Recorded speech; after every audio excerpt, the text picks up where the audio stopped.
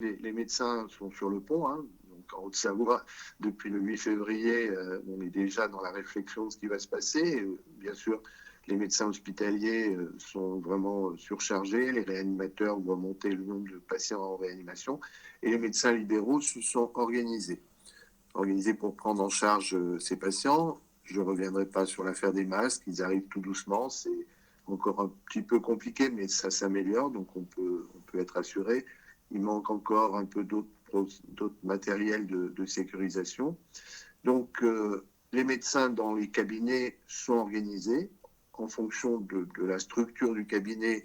Soit les patients seront pris en charge dans les cabinets médicaux, en sachant que les autres pathologies n'ont pas disparu et que la téléconsultation est bien, mais ça a ses limites. C'est pas très simple non plus. Le contact personnel, l'examen clinique, il est parfois difficile. Donc, on essaye de naviguer entre. Pour ces patients non Covid, on est obligé aussi de les assumer, hein. Le Covid n'a pas fait disparaître le diabète, le cancer, l'hypertension, les maladies cardiaques, l'insuffisance rénale, etc. Donc cela, il faut aussi les suivre. Et puis, il y a le Covid ou les inquiétudes concernant la possibilité d'un Covid pour les patients. Donc, soit le médecin traitant est capable de gérer son patient en consultation ou en téléconsultation, soit la structure architecturale de son cabinet ou son état de santé le met éventuellement en danger. Donc il va falloir pour ces patients-là, ou plutôt pour ces médecins-là, que l'on organise une prise en charge. Donc on a ouvert pour cela, sur le département, un certain nombre de sites ont ouvert pour essayer de pouvoir prendre en charge les patients. Donc le mode d'emploi, c'est important que les gens comprennent bien ça, c'est le malade appelle son médecin traitant, et c'est le médecin traitant qui lui donne la conduite. Soit le médecin traitant le prend en charge, soit le médecin traitant l'envoie sur le centre, et c'est le médecin traitant qui va envoyer un SMS au centre, et ce centre va convoquer le patient à une heure précise, ceci afin d'éviter les croisements de population et que tout le monde se retrouve au même moment, au même endroit, et pour limiter justement les flux, pour contrôler un peu les flux.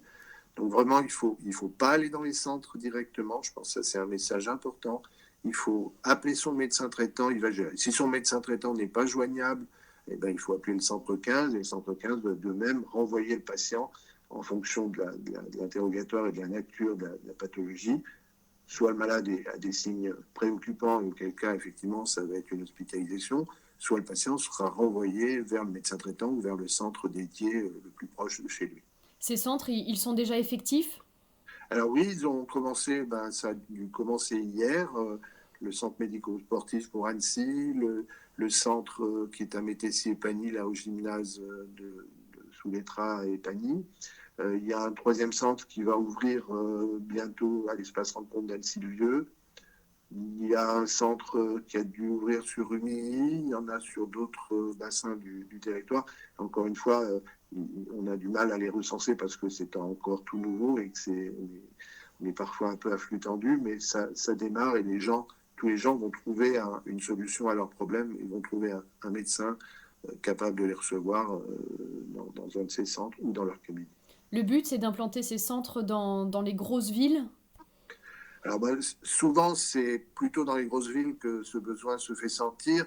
En milieu rural, les médecins se sont bien organisés entre eux et ils donnent soit des heures de consultation dédiées, hein, en disant aux patients, venez en fin de journée de 17 à 19, ou quelque chose comme ça, pour là aussi limiter les flux. Donc voilà, chaque territoire a sa spécificité et c'est vrai que dans les grosses villes, on a plutôt besoin de créer des structures pour les patients qui n'auraient pas de médecin traitant ou dont le médecin traitant ne serait pas disponible.